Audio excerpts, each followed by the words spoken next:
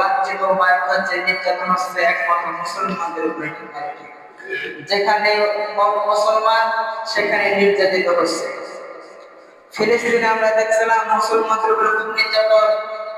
আর ইতিমধ্যে আপনারা খেয়াল করেছেন, যারা নেট চালান, ফেসবুক চালান, দেখেছেন ভারতে মুসলমানদের উপরে খুব নির্যাতন চলছে। গতকালকে আমি নিজে দেখলাম, যারা মুসল্লি মসজিদে যাচ্ছে নামাজের জন্য, যখন মসজিদ থেকে বের হচ্ছে তখন তাদেরকে পিটাতে পিটাতে মসজিদ থেকে বের করা হচ্ছে। নাউজুবিল্লাহ। এবং তাদেরকে, মুসলমান মা বোনেদেরকে যখন রাস্তায় বের করছেন, তাদের বটকা ধরে টানাটানি করা হচ্ছে। মুরব্বীদের গাড়ির মুঠ করে ধরে তার গাড়ি কেটে দেওয়া হচ্ছে, শেষে দেওয়া হচ্ছে। নাউজুবিল্লাহ।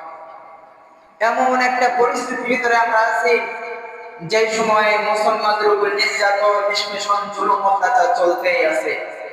এই জাতি, এই মুসলমান যদি ঐক্যবদ্ধ না হতে পারি, তাহলে মুসলমানদের উপর নির্যাতন, জুলুম বেড়েই যাবে। যদি মুসলমান ঐক্যবদ্ধ হয়, তাহলে কোন জালেম শক্তির সাহস নাই মুসলমানের গায়ে হাত তোলা। ঠিক না বেঠিক?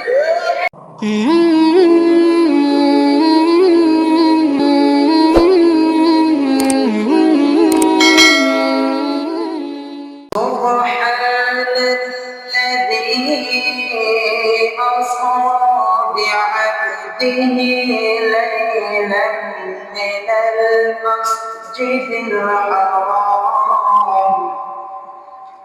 من المسجد الحرام إلى المسجد الأقصى الذي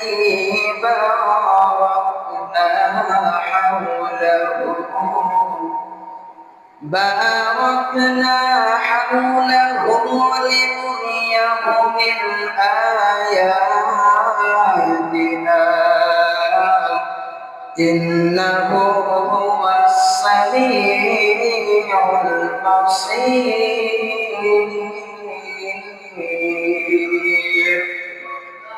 صدق الله يا ربنا إن الله وملائكته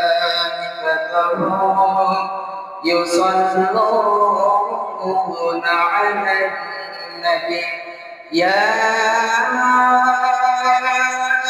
أيها الذين آمنوا صلوا عليه وسلموا تسليما. كلمة الشكر عليك والاستجابة ومهارة تعالى সারা দুনিয়ার সমস্ত ব্যস্ততার মধ্য থেকে আপনাকে আমাকে আল্লাহ পাক তার ঘরে উত্তম জায়গায়, দুনিয়ার মধ্যে সবথেকে উত্তম জায়গা, ভালো জায়গা হলো আল্লাহর মসজিদ। দুনিয়ার কাজ কাম ফেলে রেখে আল্লাহ রাব্বুল আলামিন আপনাকে আমাকে তার ঘরে সুস্থ শরীরে বসে তৌফিক দান করে দিলেন। সে রবের শুকরিয়া আদায় করে নিচ্ছি, সকলে বলে নিচ্ছি আলহামদুলিল্লাহ। درود و سلام باشد محمد محمد سيد المرسلين وخاتم النبيين বিশ্ব নেতা, বিশ্ব নবীর উপরে প্রতিষ্ঠিত সালাম সকলেই বলে নিচ্ছি সাল্লাল্লাহু আলাইহি ওয়াসাল্লাম। সম্মানিত হাজিরিন, যেখানে অপমানিত, লাঞ্ছিত, মারধর, নির্যাতন হচ্ছে একমাত্র মুসলমানদের উপরে। যেখানে মুসলমান সেখানে নির্যাতিত হচ্ছে। ফিলিস্তিনে আমরা দেখছিলাম মুসলমানদের উপরে খুব নির্যাতন। আর ইতিমধ্যে আপনারা খেয়াল করেছেন, যারা নেট চালান, ফেসবুক চালান, দেখেছেন ভারতে মুসলমানদের উপরে খুব নির্যাতন চলছে। গতকালকে আমি নিজে দেখলাম, যারা মুসল্লি মসজিদে যাচ্ছে নামাজের জন্য, যখন মসজিদ থেকে বের হচ্ছে তখন তাদেরকে পিটাতে পিটাতে মসজিদ থেকে বের করা হচ্ছে। নাউজুবিল্লাহ। এবং তাদেরকে, মুসলমান মা বোনেদেরকে যখন রাস্তায় বের করছেন, তাদের বটকা ধরে টানাটানি করা হচ্ছে।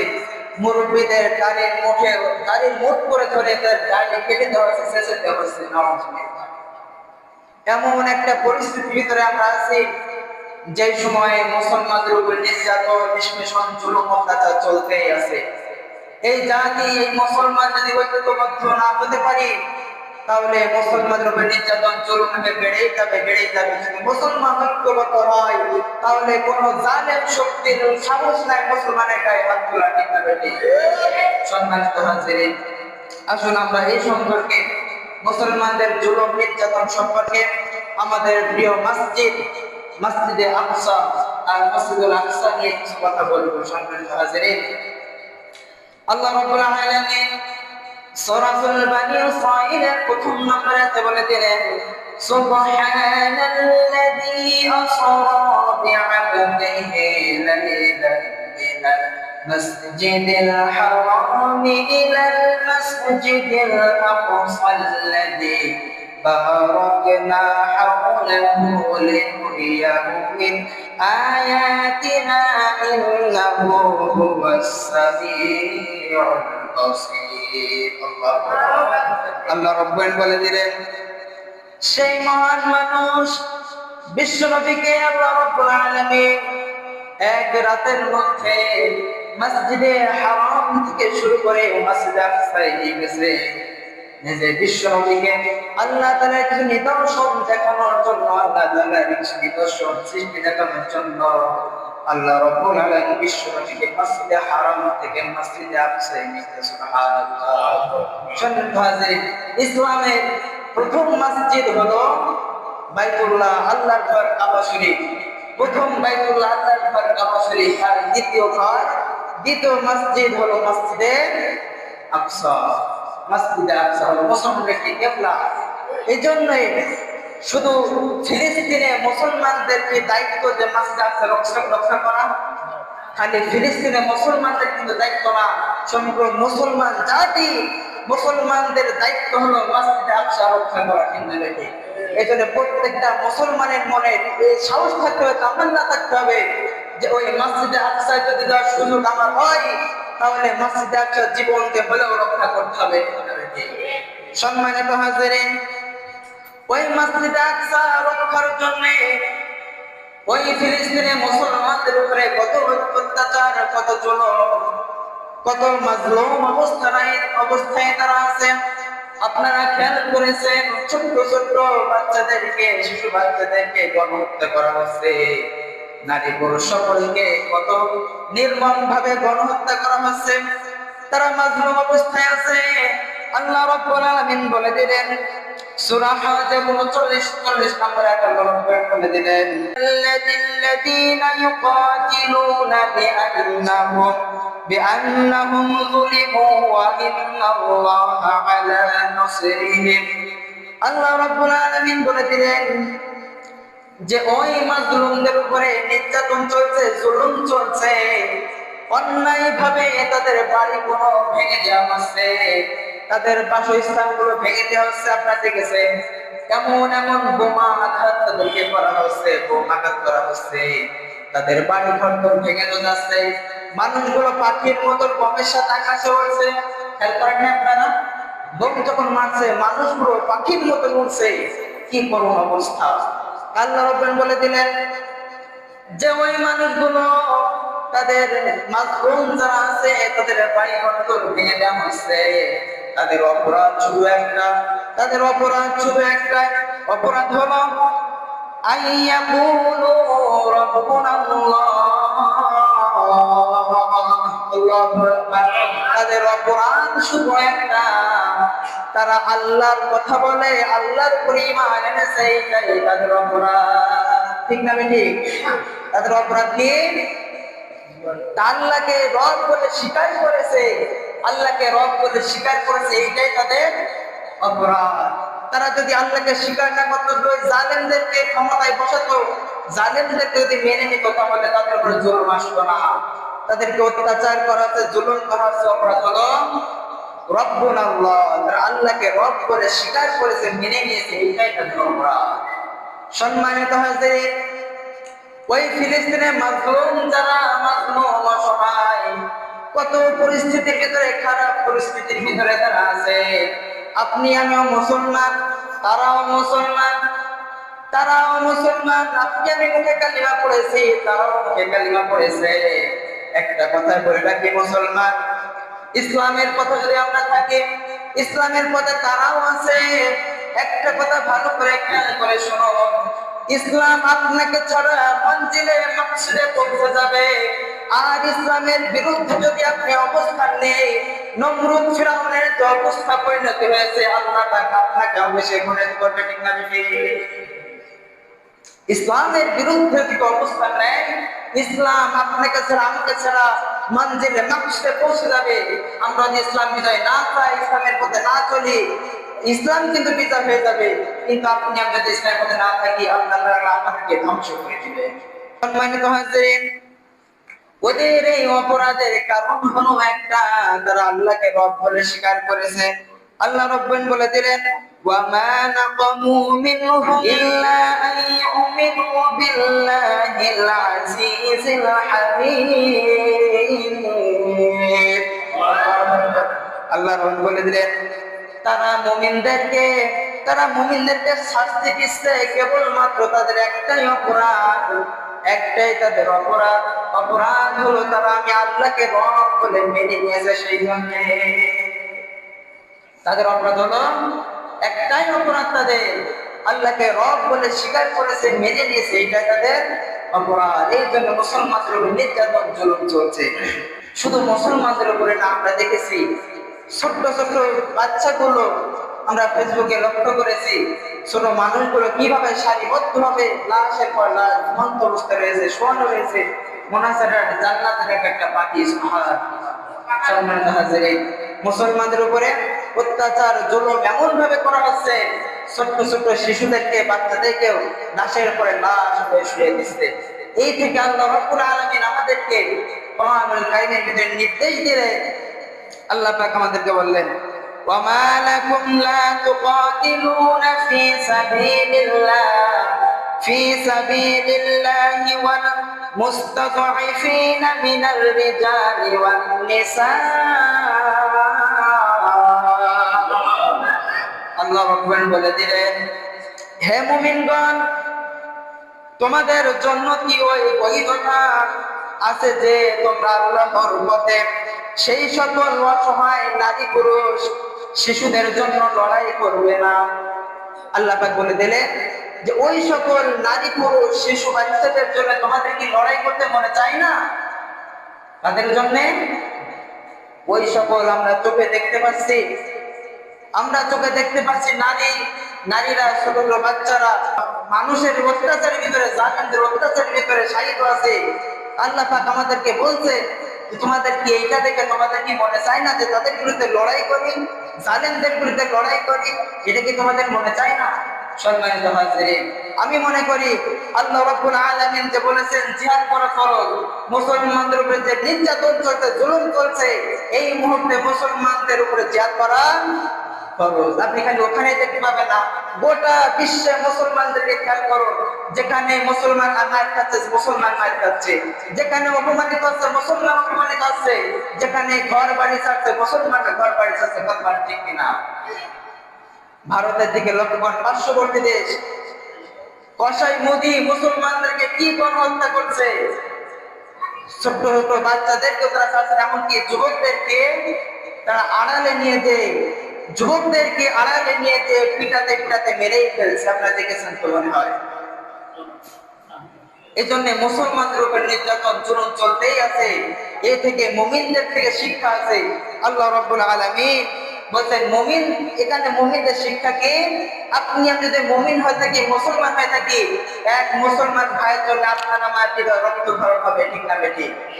কারণ আল মুসলিম আকুল মুসলিম, এক মুসলমান আর এক মুসলমানের ভাই। এক ভাই যখন অত্যাচারিত হবে, জুলুমের ভিতরে থাকবে, আর এক ভাইয়ের ভিতরে, হৃদয়ের ভিতরে রক্তক্ষরণ না হয়, আর এক ভাই যদি কষ্ট না পায়, তাহলে সে মুসলমান করণ দাবি করতে পারে না।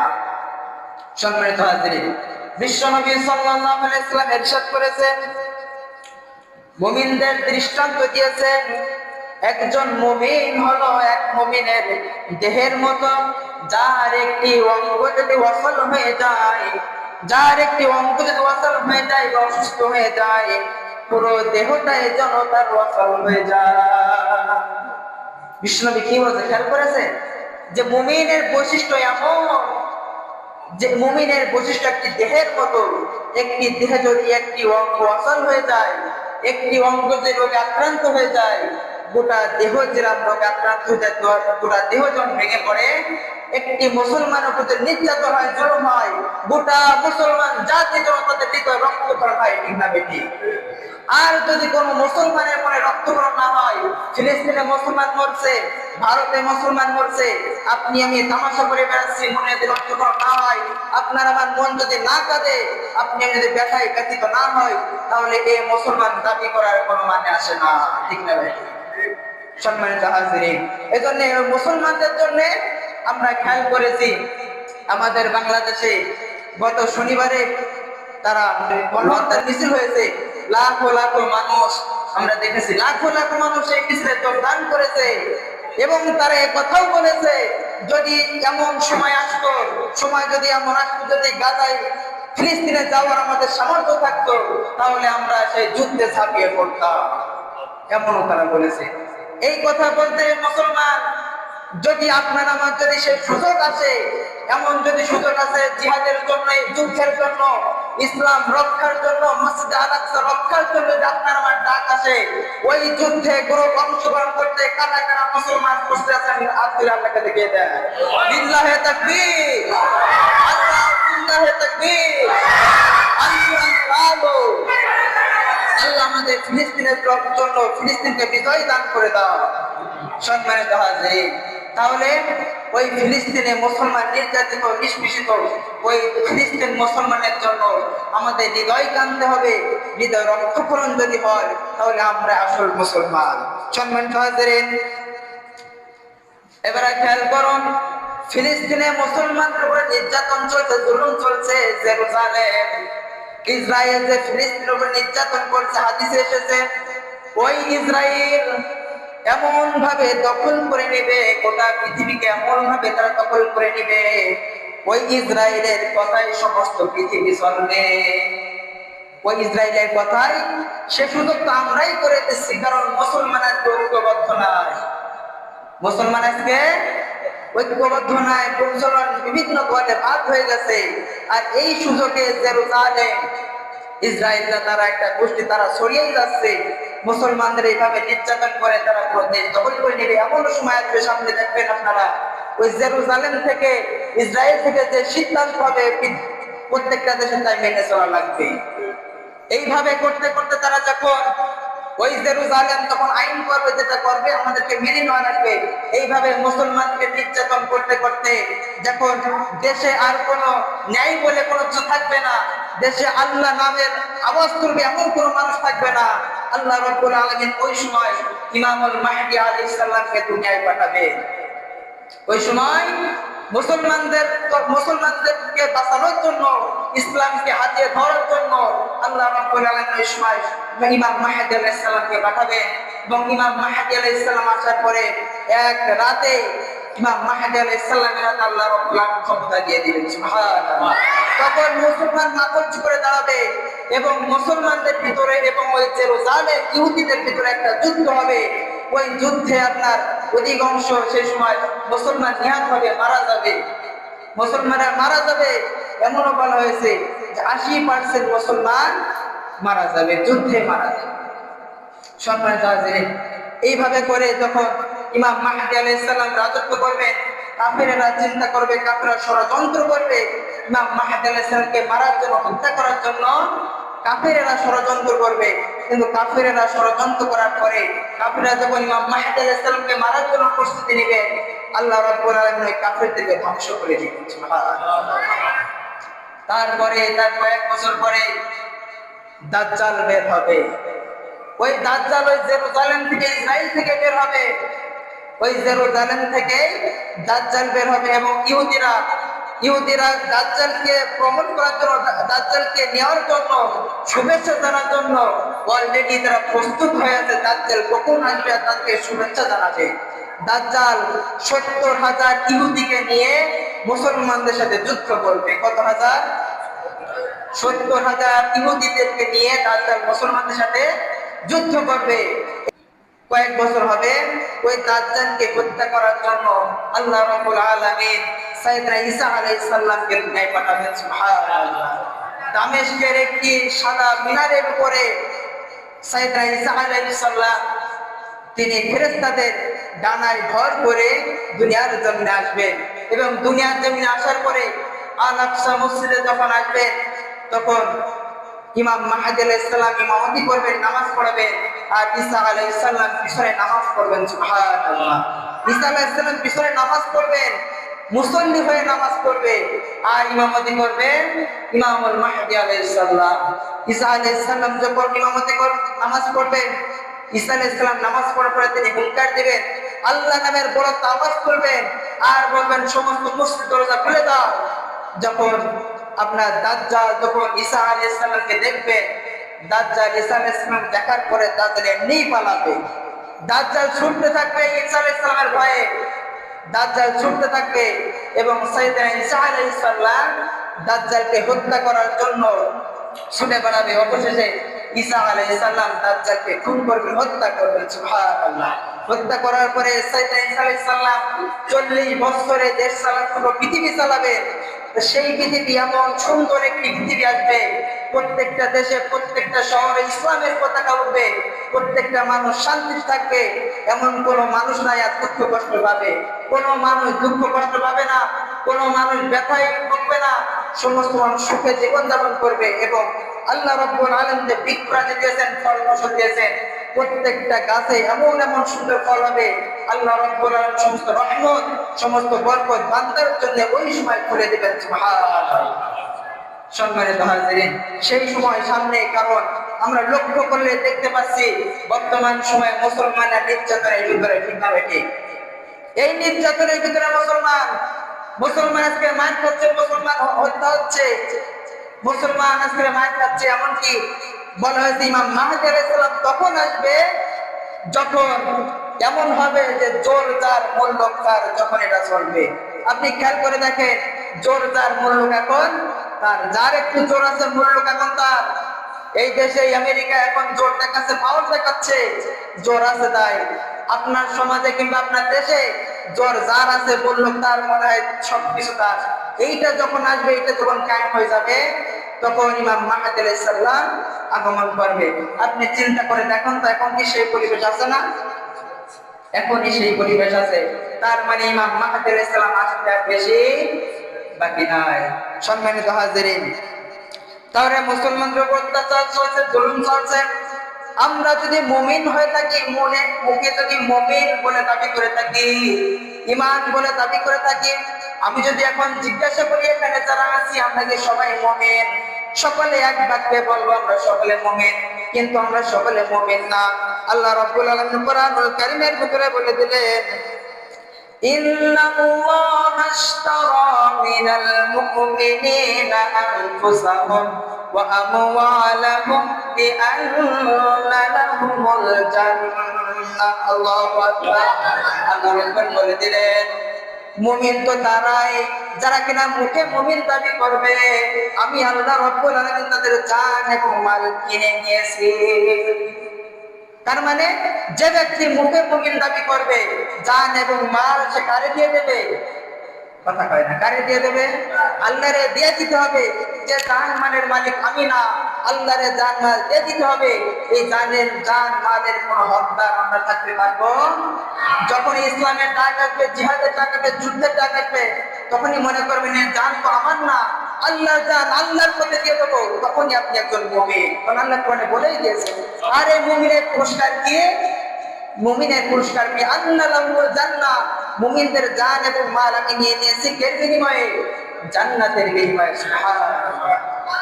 আর দুঃখজনক হলেও সত্য, এই জান এখন আমরা আল্লাহর পথে দিয়ে দেই না, আবার মুখে মুমিন দাবি করি। এই জান এখন বিভিন্ন জায়গায় আমরা দিয়ে দিই। দান কত কিছু কাজে ব্যয় করি। যারা যুবক আছেন এরা তো অন্যের পথে, মেয়েদের পথে ব্যয় করে দেয়। যারা রিলেশন করে তারা যখন বলে, যখন মেয়েদের সামনে বলে যে এই জান শুধু তোমার জন্য, বলে না এই জান কার জন্য? যারা রিলেশন করে, বর্তমান যুগ জামা হিসাবে যুব সমাজ যারা আছে, যখন অবৈধ সম্পর্ক করে, বলে তুমি কোনো চিন্তা করে না, এই জান আমি তোমার জন্য দিয়ে দিয়েছি, তোমার জন্য বাঁচতেও পারি, তোমাদের মরতেও পারি। আর যারা অন্যপন্থী মানুষ আছে আছে তারা তো বিভিন্ন ধরনের জন্য, বিভিন্ন ক্ষমতার জন্য, জোর দখলের জন্য যে জানকে দিয়ে দিতেও পারে, কিন্তু মুমিন তারাই যারা এই জানকে কারে দিয়ে দেবে, আর একটু জোরে বলেন কারে দিয়ে দেবে, আল্লাহকে যারা জান দিয়ে দিবে তারাই একমাত্র মুমিন। এবার আসেন সম্মানিত হাজিরিন, আল্লাহ রাব্বুল বলছেন ইয়া আইয়ুহাল্লাযীনা আমানু হাল আদুল্লুকুম আলা তিজারাতিন তুনজিকুম মিন আযাবিন আলীম। আল্লাহু আকবার। আল্লাহ পাক বলছেন হে মুমিনগণ, তোমরা কি আমার সাথে ব্যবসা করতে চাও? যেই ব্যবসা করলে তোমরা কিয়ামতের দিন লাভবান হতে পারবে। তোমরা কি আমার সাথে ব্যবসা করতে চাও? যে ব্যবসা করলে তোমরা লাভবান হতে পারবে, সেই ব্যবসাটাকে আমরা আল্লাহর সাথে করতে চাই। যে ব্যবসা করলে আমরা লাভবান হতে পারবো, আল্লাহ রাব্বুল আলামিন বলে দিলেন তুমিনুনা বিল্লাহি ওয়া রাসূলিহি ওয়া তুজাহিদুনা ফি সাবিলিল্লাহি বিআমওয়ালিকুম ওয়া আনফুসিকুম যালিকুম খায়রুল লাকুম ইন কুনতুম তা'লামুন। আল্লাহু আকবার। তুমিনুনা বিল্লাহ, তোমরা একমাত্র আল্লাহর উপর ঈমান আনবে, ওয়া রাসূলিহি এবং আমার রাসূলের প্রতি ঈমান আনবে, ওয়া তুজাহিদুনা ফি সাবিলিল্লাহ এবং তোমাদের জান এবং মাল দিয়ে আমি আল্লাহর রাস্তায় জিহাদ করবে।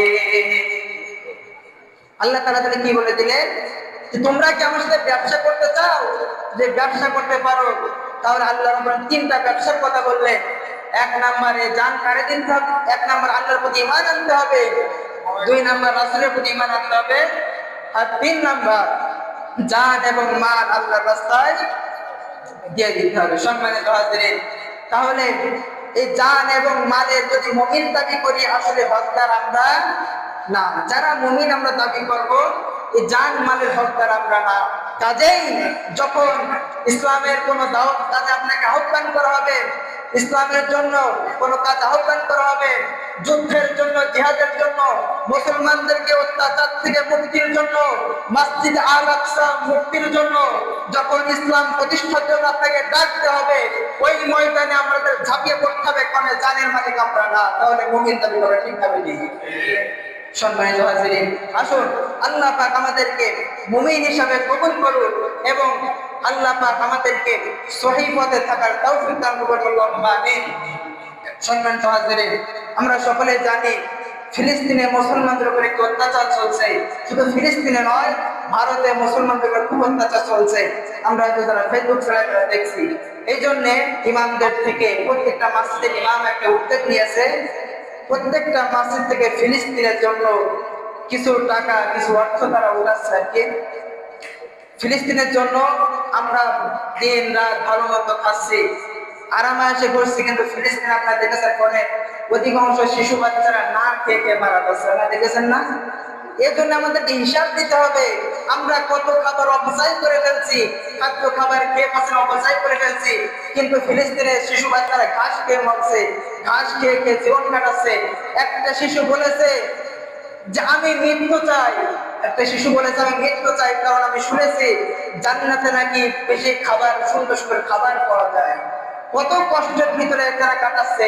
এই জন্য আমরা যারা আছি, আমরা যাদের একটু অর্থ সম্পদ ভালো আছে, আমরা ওই ফিলিস্তিনেতে যেখান থেকে সাহায্য পাঠালে তাদের কাছে যাবে, আমরা তাদেরকে সাহায্য দেওয়ার চেষ্টা করবো।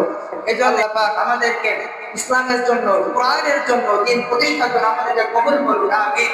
ওয়া আখিরু দাওয়ানা আনিল হামদুলিল্লাহি রাব্বিল আলামিন।